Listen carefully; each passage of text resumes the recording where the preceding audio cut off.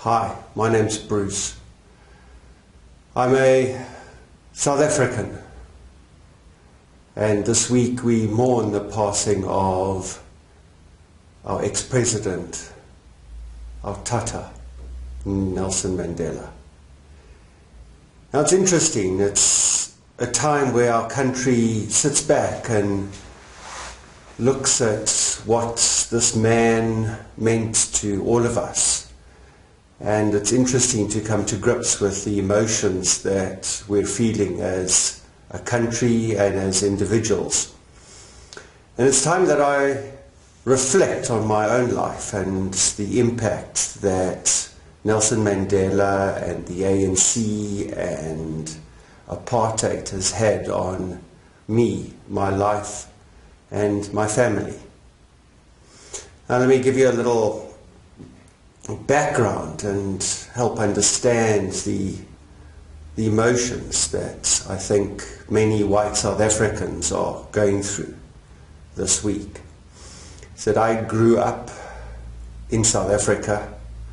I was born around the same time as the trial in Rivonia where Nelson Mandela was sentenced to death and then life imprisonment. I attended primary school, and during our school we were told that black people were subhuman. It was part of our teaching. It was part of what our education was all about.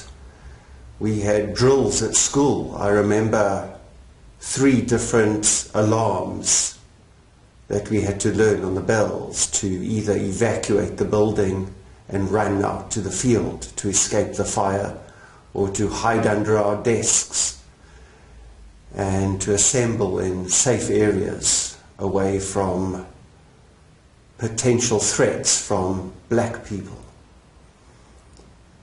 And this is the way we grew up. High school was the same. Our education was a lie. Our history books were altered according to the agenda of the ruling party.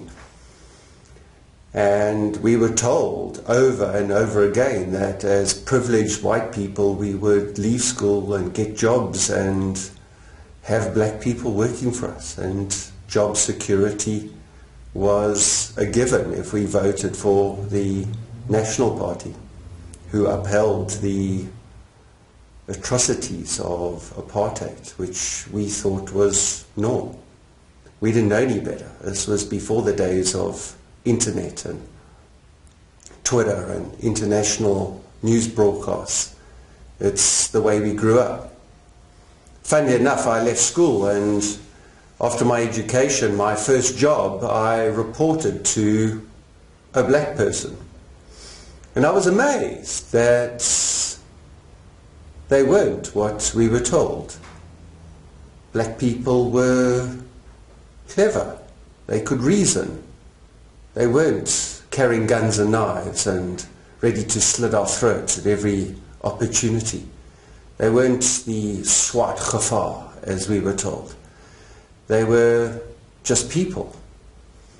And it was interesting. I was in the Merchant Navy, and for years we mingled and partied and worked with people from all different races, and we got an opportunity to travel the world.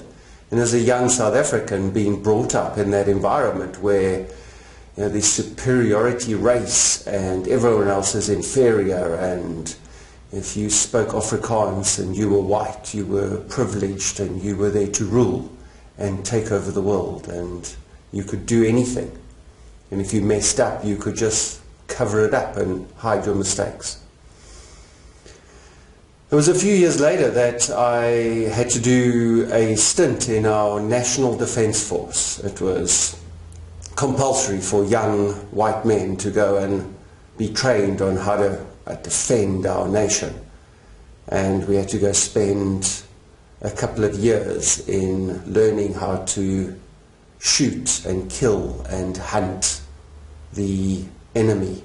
I remember a captain giving us a lecture one day, and he was pointing his finger at us and said, you know, I promise you will see the enemy, and I promise you will have an opportunity to shoot them, referring to SWAPO and the ANC and the terrorists that they were so labelled at in the 70s and the 80s.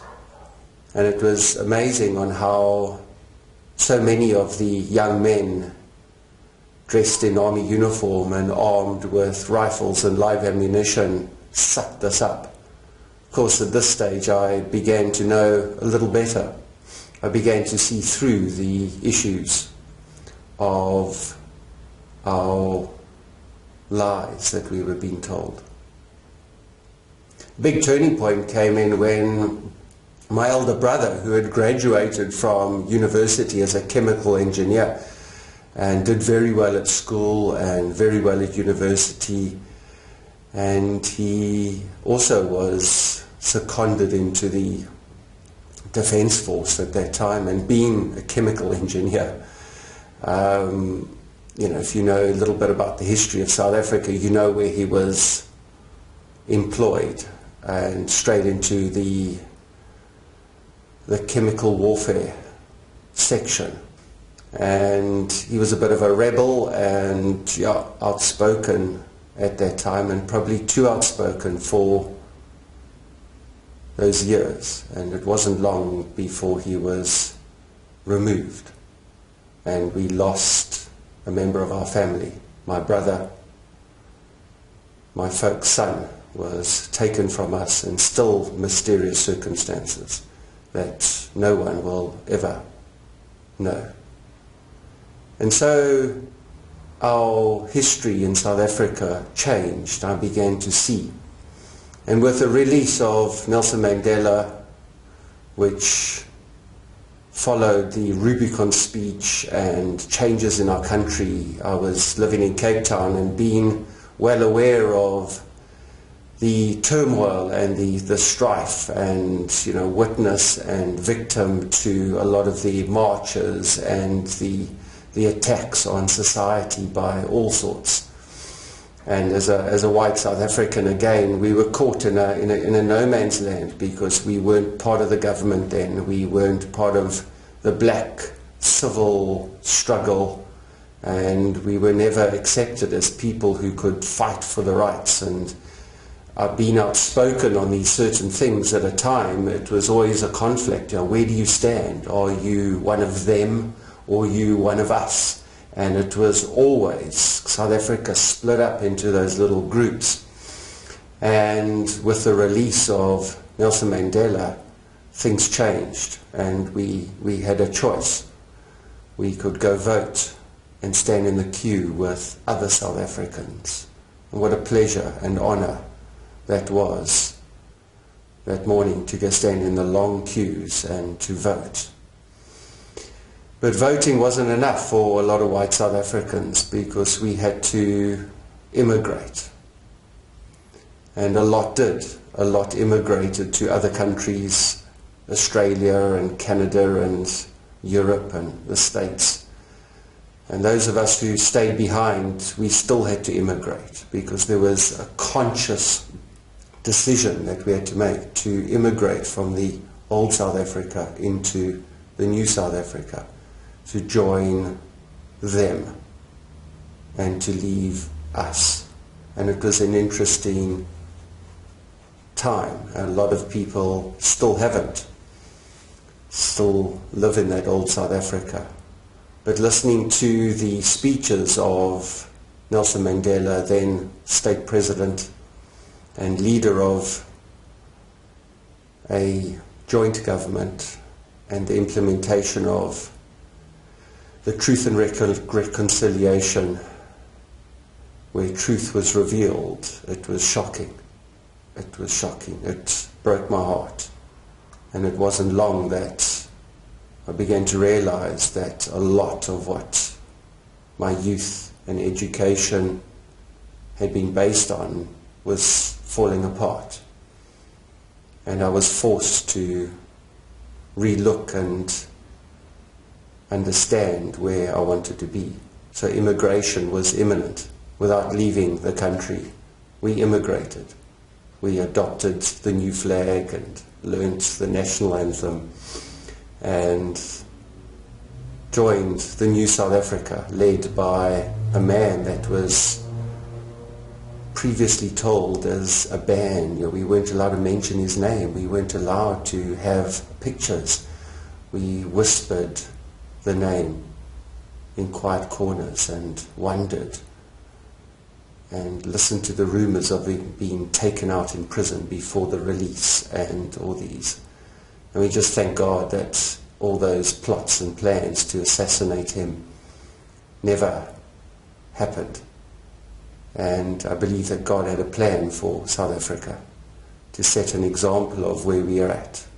And it's a privilege to live in South Africa at this time, to be part of a country that has been through a process as an example of peaceful negotiations. And yeah, it hasn't been easy. It hasn't been a smooth road by all means. I've had to come to terms with the death of my brother, and still I have to put up with obnoxious people who still think that black people are inferior, and the K word is still used at white gatherings and at braais and at meals, and people still scoff and look down on other people. I wish they just realized that what our great Tata had done for our country, that he had sacrificed everything. He had sacrificed his marriages, he had sacrificed his future, and even given up his life to willingly take blame for what the ANC was trying to do, and stand up and say, hey, I'm in charge, I'll take the blame, and walk freely into incarceration, only to walk out on that almighty occasion. And to see him stand on the grand parade that day and speak to us, it was amazing. The man commanded respect from day one when we first saw him. And one had to wonder why we had locked such an icon up. But here we are today to mourn his loss, his passing to a better place. And as a white South African, I can look back and say, hey, maybe the existing government, which seems to have fallen apart in morals and greed for power and money and egotistic grabbing, we can only pray for our new South Africa, the post-Mandela South Africa. We just trust that his legend will live on in our hearts and in the minds. And as President Obama said, is that we have lost a great man, but he has moved on into the ages, into the history. And may our history never be smudged and skewed like it was when we were at school. May we learn the truth about who we are, where we've come from, and may the words of Nelson Mandela ring true in our lives and in our country and in our constitution, that never again, never again, never again will the atrocities of the past be relived in South Africa. And I trust in the rest of the world.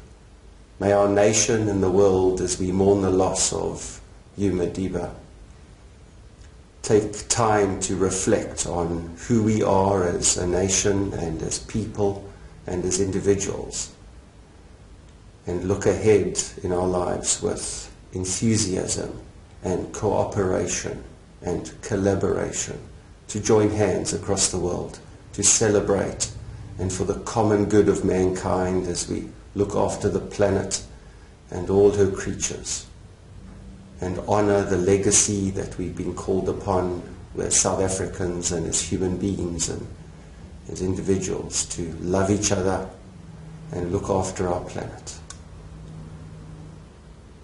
Goodbye, Tata, and thank you for what you've left in our hearts and in our history books. God bless.